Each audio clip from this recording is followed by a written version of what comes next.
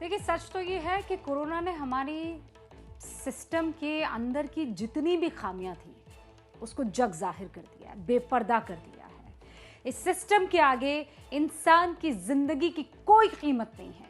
इंसान, एक मर्द, एक औरत, एक बच्चा मरता हो तो मरे, इससे किसी को कोई फर्क नहीं पड़ता। ये तमाम नेता बड़ी बड़ी वादे और बातें तो करते हुए दिखाई देते हैं, लेकिन जब वक्त काम का आता है तो इनमें से कोई दिखाई नहीं देता है। आज की तारीख में सच ये है कि आपके पास अस्पताल में जगह नहीं है मरीजों के लिए। अगर जगह है तो उस मरीज को ऑक्सीजन देने के लिए सिलेंडर नहीं है, और अगर सिलेंडर है, जगह है, तो आपके पास इंजेक्शन नहीं है। और परेशानी तब हो जाती है कि आपके पास ये तमाम चीजें हो, तब भी अस्पताल के पास इन लोगों के मदद के लिए, इन पेशेंट के, इन मरीजों की मदद के लिए कर्मचारी न हो।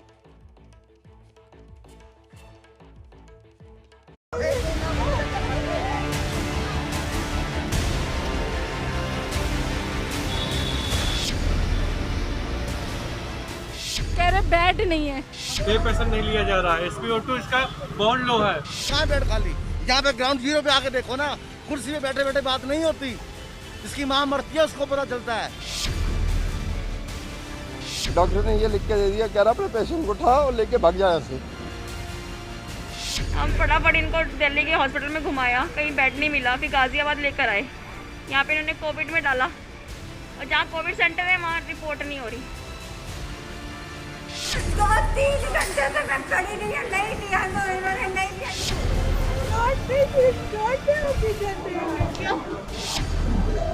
बेड की जगह नहीं है तो भी हॉस्पिटल बंद करो। जो तुम्हारे बेड की जगह नहीं है, ऑक्सीजन नहीं है तो ताला लगाओ हॉस्पिटल के अंदर। हम बैठकर हॉस्पिटल भी गई, मैक्स भी गई, सब जगह गई, किसी ने एडमिट नहीं करा, किसी ने एडमिट नहीं करा मेरी माँ को। ये बताइए गवर्नमेंट क्या कर रही है? आपको कितना लगेगा?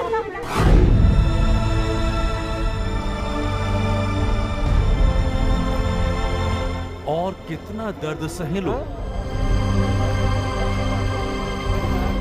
कब तक यूं ही तड़पते रहे?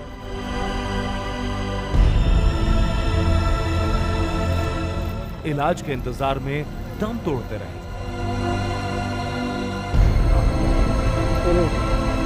कर्नाटक के बीदर की इन तस्वीरों को देखकर जितना दुख होता है उससे ज्यादा गुस्सा आता है।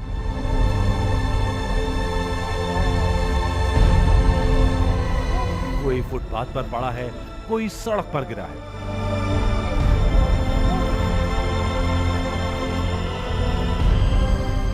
किसी को नहीं पता कि सांसों के संघर्ष में कौन सा पल उनकी जिंदगी का आखिरी पल बन जाए, और सिर्फ इसलिए क्योंकि खोखले दावों पर चलता ये सिस्टम इन्हें इलाज के लिए अस्पताल में एक बेड तक नहीं दे सकता। इन मरीजों के परिजन अस्पताल के सामने गुहार लगाते रहे, इलाज की भीख मांगते रहे, लेकिन अस्पताल ने कह दिया जब बेड ही नहीं तो इलाज कहां से करें।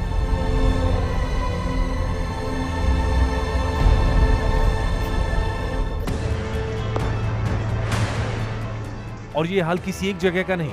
बीदर से करीब 1500 किलोमीटर दूर एम्बुलेंस में बैठी इस बुजुर्ग महिला ने कई अस्पतालों के चक्कर लगाए। उनकी सांसें कम होती जा रही थी, लेकिन ना बेड मिला, ना ऑक्सीजन।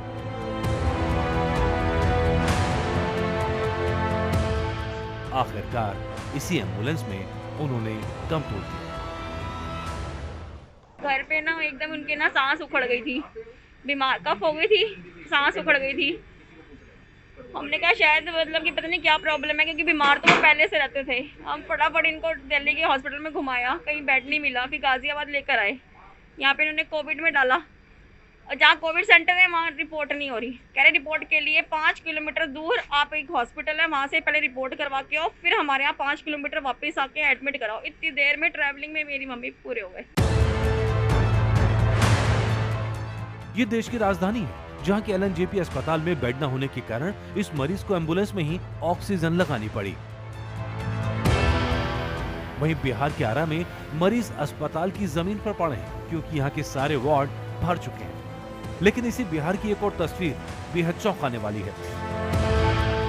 एक तरफ जहां देश भर के मरीजों के लिए बेड कम पड़ रहे हैं, वहीं सड़कों पर तो कहीं अस्पताल की जमीन पर लोग इलाज के इंतजार में तड़प रहे हैं। वहीं बेतिया के इस अस्पताल में 50 से ज्यादा वेंटिलेटर बंद पड़े हैं और इसकी वजह है स्वास्थ्य विभाग की लापरवाही।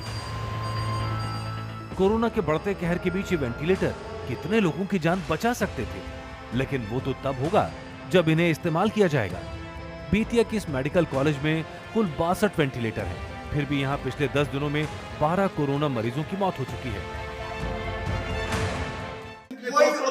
आज से 2 दिन पहले हमारे सामने में और बिना ऑक्सीजन के मरा है आदमी। ऑक्सीजन रहते हुए भी कोई डॉक्टर उसको ऑक्सीजन नहीं दिया गया है और मर गया, वो बेड से गिर के नीचे मरा है।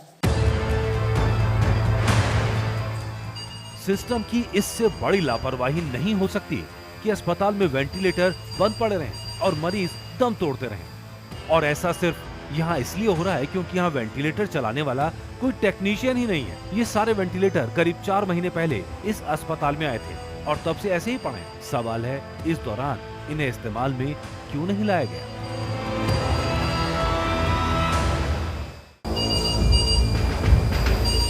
इस पर अस्पताल प्रशासन का कहना है कि वेंटिलेटर ठीक से काम नहीं कर रहे। तो फिर सवाल है कि जब अभी तक इनका इस्तेमाल ही नहीं हुआ तो खराब कैसे हो गए, और खराब है तो इन्हें ठीक कराने के लिए अब तक कोई कदम क्यों नहीं उठाए गए।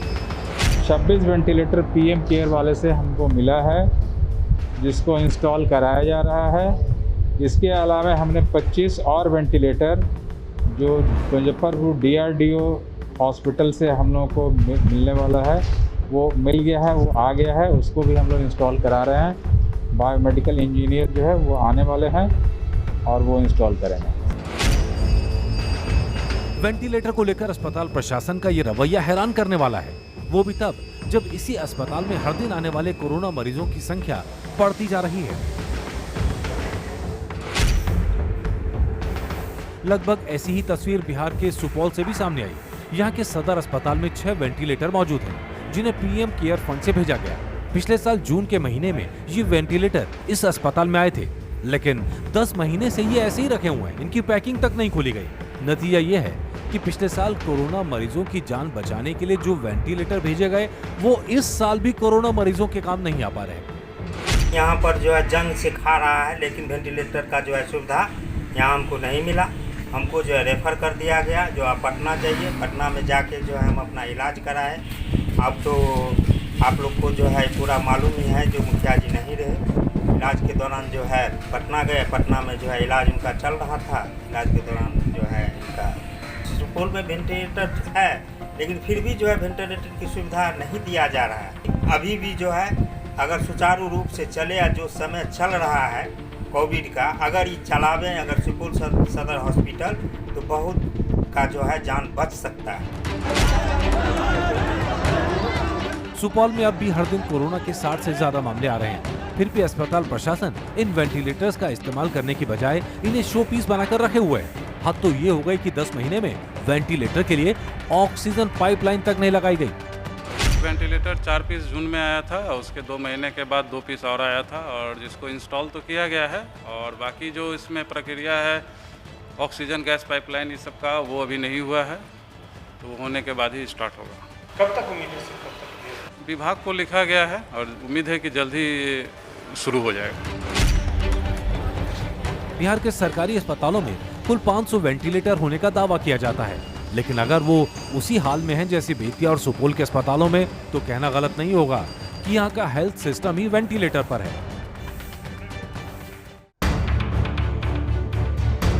विकास के हर वादे को साकार करता हुआ ये यूपी के गोंडा का कोविड हॉस्पिटल है। जिला अस्पताल के कैंपस में बना कोविड हॉस्पिटल सुविधाओं के मामले में किसी प्राइवेट हॉस्पिटल से कम नहीं। कोविड टेस्ट से लेकर मरीजों के इलाज तक की सारी व्यवस्था यहाँ की गई है। हमारे पास अनवरत ऑक्सीजन सप्लाई मौजूद है। एक दूसरी व्यवस्था है बाईपैप, जिसको हम मास्क जैसा ही होता है, हम ज्यादा ऑक्सीजन सप्लाई कर सकते हैं।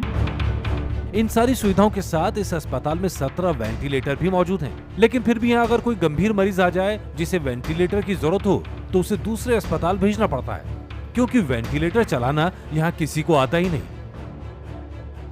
वेंटिलेटर तो मौजूद है, लेकिन वेंटिलेटर अभी उतना सक्षम नहीं है। हमारा स्टाफ उस काम के लिए वेल इक्विप्ड नहीं है।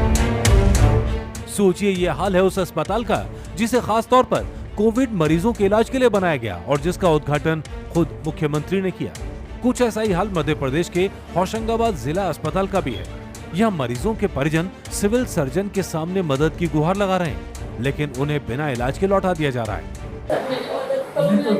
वो मैडम से ही बोलो, वो बात करेंगे, अगर बेड होगा तो हम भिजवा देंगे।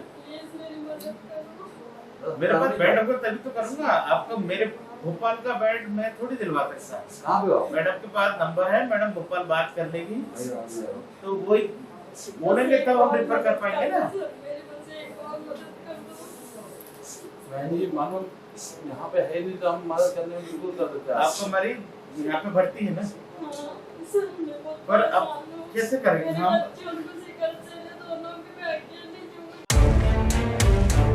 संसाधनों की कमी का हवाला देते हुए यहाँ आने वाले बहुत से मरीजों को इसी तरह लौटाया जा रहा है, जबकि सच यह है इस अस्पताल के अंदर 4 वेंटिलेटर मौजूद है, पर क्योंकि उन्हें चलाने वाला कोई नहीं इसलिए वो बंद पड़े। वहीं बिहार के मुजफ्फरपुर में पिछले साल 500 बेड की क्षमता वाले पीएम कोविड केयर अस्पताल को बनाया गया। इस अस्पताल को भी सारी सुविधाओं से लैस किया गया, लेकिन इस साल इसे बंद कर दिया गया, जिसके कारण मरीजों का सारा बोझ उस सरकारी अस्पताल पर आ गया जिसमें सिर्फ 110 बेड है। नतीजा ये कि शहर में कोरोना के बढ़ते मामलों के बीच लोग इलाज के लिए इधर से उधर भटक रहे हैं।